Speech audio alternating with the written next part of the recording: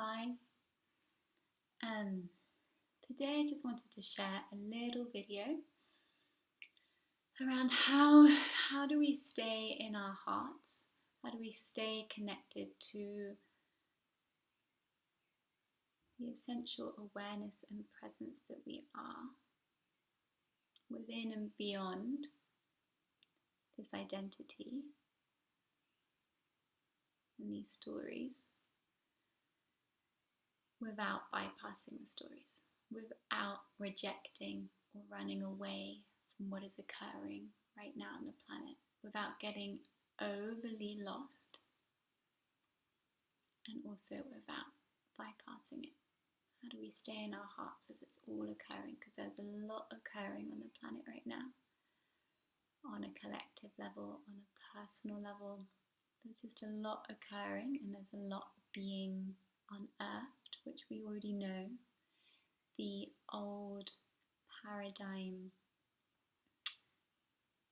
of unconsciousness, the paradigm based on fear and separation, which we have been living by and kind of assumed as normal, is being unearthed. It's good. It's being brought to the surface of consciousness, so we can start to make a choice to choose more. We can start to see where we have been living in a state and place of fear and unconsciousness, so that we can choose. We can start to choose to live from a place of love, ultimately. So that's what's happening right now on a collective, one could say, level. That the old narrative that we've been living by is being called to be rewritten. So I'm very aware that I am white. I have white privilege. I don't plan on speaking specifically about or to Black Lives Matter. I didn't really even understand, was completely naive to the concept of white privilege before I moved to America and studied about 5 years ago, when I started studying to be a psychotherapist, and I became very quickly very humbled. I turned up with feathers in my hair and yeah, other things, and I had no idea that that was cultural appropriation. I was just naive. I was just unconscious. I just didn't know. And I learned very quickly about cultural humility. That is a never-ending learning. It's not something that you just get and it's like, all right, got it now. It's like a constant, in my experience, re-education, a constant remaining humble, recognizing deeply that we can never know or assume another person's experience. And I feel like I see that and experience that, and I'm faced with that a lot with clients who are from different backgrounds, have different abilities, disabilities, different races. I'm being called constantly to notice my blind spots, to notice my unconscious biases, and seeing if on a regular basis I can keep dropping, keep coming back, keep re-educating myself, remaining humble. So I don't feel that I'm in a space or to speak on Black Lives Matter in any way right now. I don't feel that is my role at all. I think my place in relation to that is just to listen right now, is to just hold space, to be tender and humble around all of it. And so I'm not speaking to that right now necessarily. What I'm wanting to share is more on a collective of everything that's occurring and has occurred so far this 2020 year, around how do we stay in our hearts as these deep, unconscious, fear-driven stories and aspects of ourselves and the collective. How do we stay in our hearts as the shadow starts to be unearthed? So I think it's an ongoing journey of being human. They say 95% of our mind is unconscious, 5% is conscious. So we got a lot to look at. And I think the main thing that I hope to get across today is how we are really being called to, that the only way we can truly start to heal and integrate the unconscious is through kindness. And that can sometimes just be like a word like, oh, just through kindness, just through love. It can sometimes be like, but kindness, when we really understand it on a deep level, is a recognition that we are only ever acting at the level of consciousness we can. We assume that we can, and so we berate ourselves, we berate others that they should be different, we should be different. Like, we really can't until we consciously get shown where we are being unconscious. Our entire personality, personal reality that we have identified with.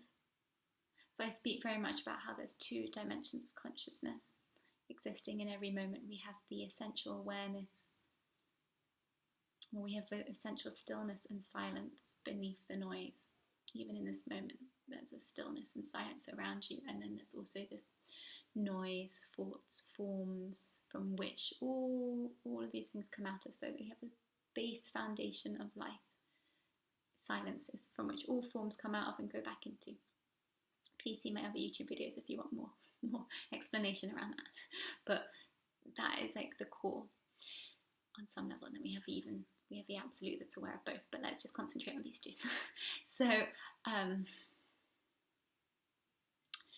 we have the essential awareness that we are, which is infinite, which is timeless, which is beyond thought, beyond form, beyond condition. And then we have our humanity. We have our humanity, from which is born from this beautiful, ever-present ground of being, ground of stillness. And our humanity is ever-changing. It's impermanent. It's finite. It's beautiful. It's divine. Its essential nature is divine. It's from the stillness. And within this humanity, we have thoughts, we have stories, we have expression, we have the multitude of variety of this incredible human experience, right? And so there's none is better or worse. This is what happens, unfortunately, when we spiritually bypass this. We deem this to be somehow better, that somehow this is higher. We want to transcend this, but actually they're both divine in essence. So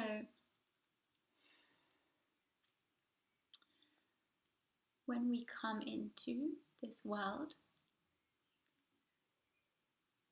we come in. I was going to speak about past life, but I'm not going to speak about that. We come in innocent, let's say pure innocence. And then we start to identify as this body, as these thoughts, as this narrative that we've been told. I am this person, I'm a boy, I'm a girl, I'm good, I'm bad, whatever stories we're told from a young age. Supposedly most of our unconscious narrative gets developed within the first 2 years of life, so we're not even aware, we're completely unconscious.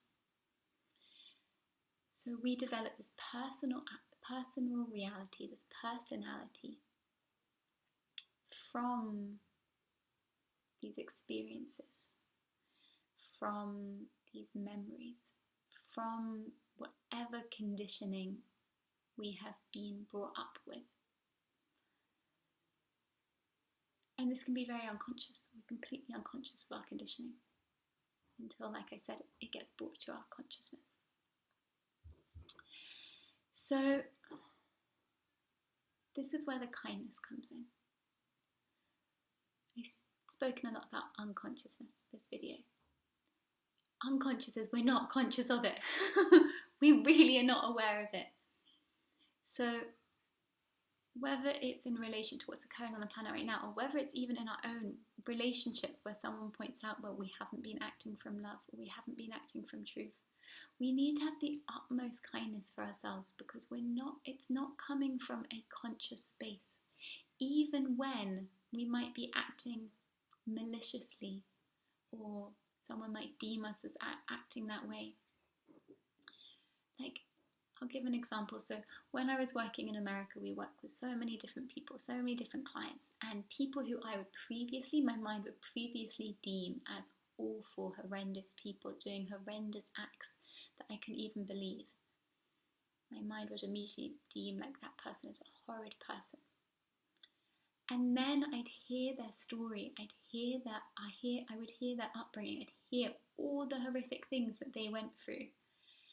And I got to learn on a really deep level that you cannot judge anyone. Like, we just don't know another person's story. The mind wants to judge, label, put people in boxes, say what's right, what's wrong. Obviously, we know certain actions are not right. We know that. There's a moral compass within all of us that knows what is right and what isn't wrong on a deeper level. But what we don't fully understand yet is that the people who are most acting out, who are most doing horrendous acts, and we can take it on a global scale, like the darkest things that are happening right now, versus like just what's carrying on us in personal relationships. We don't fully understand that when we're not acting from love, we're acting from wounding, we're acting from internal pain. Like, the person, I really truly believe that we're not inherently bad people. We're not. I really believe that. We're just acting from unconsciousness, from conditions, from conditioning, and from our own pain and from our own wounding. When we fully understand that and see that on a deep level, we can only really have kindness for people when we see them acting wrong. Because we see from a soul level that they're actually just acting from, they're not aware. As Jesus said, they know not what they do. We literally don't know what we do sometimes. And so we have been acting as a collective completely unconsciously for such a long time, unaware of our unconsciousness. And now, 2020, this next paradigm we're going into, this next kind of age of Aquarius, this next new age, this new earth, we're being called to look at all the places where we've been unconscious, where we haven't been acting from love, and start to take responsibility, but not from a place of like, I'm a horrendous person, I should have known better. Like, ideally, yes, we would have loved to have known better, but we just didn't. That wasn't the level of consciousness that we had. And so we have to, from that place, have forgiveness and recognize our innate innocence. It's the only way we're actually going to heal the shadow, because what happens is when we become aware of unconsciousness, and if it's done through a place of kind of judgment and anger, like I'm an awful person, we don't fully own it. We kind of put up walls to defend ourselves. We're like, well, I didn't know, blah, blah. But when we do it from kindness, when we're like, okay, well, I just wasn't conscious. I'm so sorry. I wasn't conscious. Then we can slowly start to own it more. We can start to be like, I'm so sorry. We can really start to apologize. We can take responsibility, not from a place of like deep shame and like I'm an awful person, but just this was my level of consciousness, this was my upbringing, this was my conditioning. I just didn't know any better, and I'm now choosing to start to learn more, to start to act from consciousness, from a more conscious space, from a place of the heart. And we're all being called to do this right now. All of us, no matter what's going on in our lives, we're all being called to start to own our stuff, not from a place of shame, but from a place of love, from a place of understanding, from a place of forgiveness. That's the only way we can start to bring all these parts of ourselves, because it doesn't matter whether it's internal or external, it's all the same. One is a reflection of the other. We can start to bring them into the heart, recognize, okay, I just didn't know. I'm sorry, and I just didn't know. Shame is good. There's something called healthy shame, where we know when something isn't in alignment with love, but it doesn't mean we have to berate ourselves incessantly. Instead, we just take ownership. Okay, that wasn't in love. I'm sorry, I didn't know any better. I now choose more. Show me how I can do more. Show me how I can be more. And that for me is like the ongoing prayer of life. How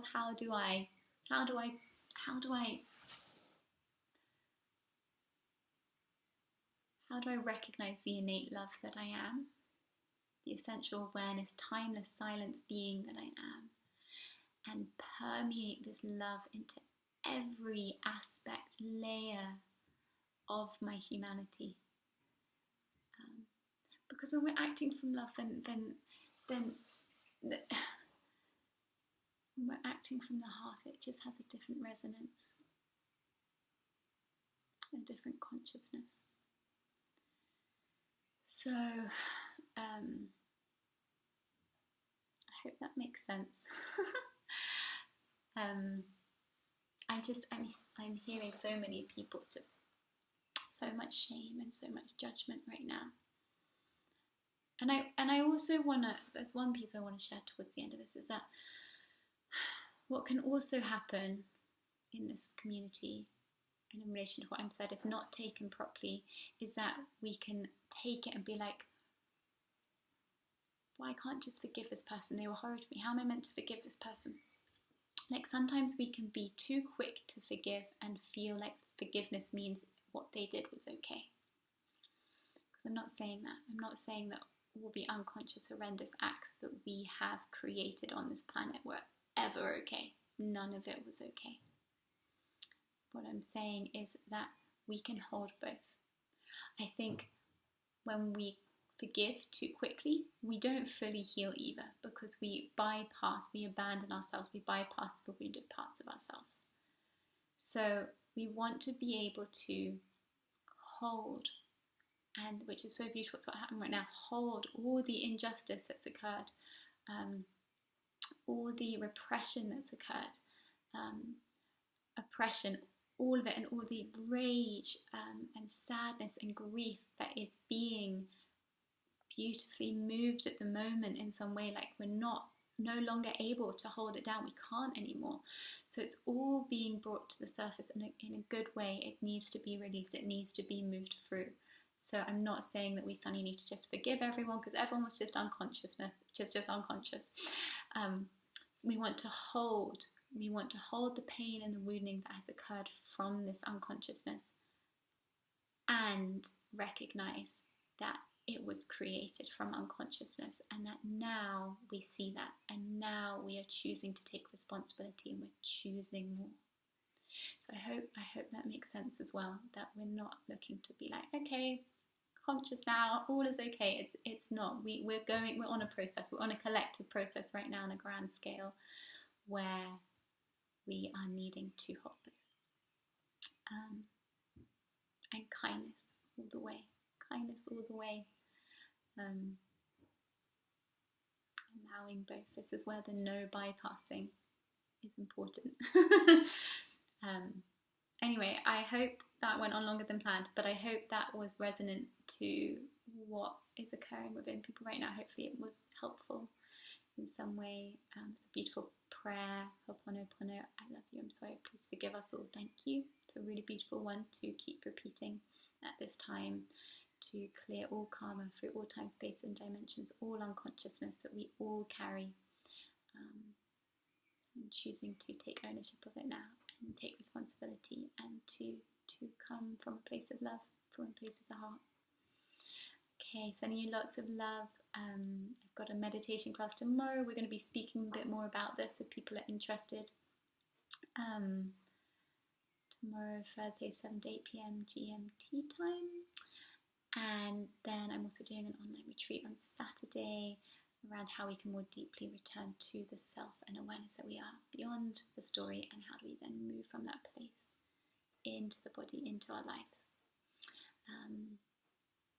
with greater awareness and consciousness and peace and love in our heart. So sending you lots of love. Stay well, stay safe, stay kind, be humble. Okay, bye.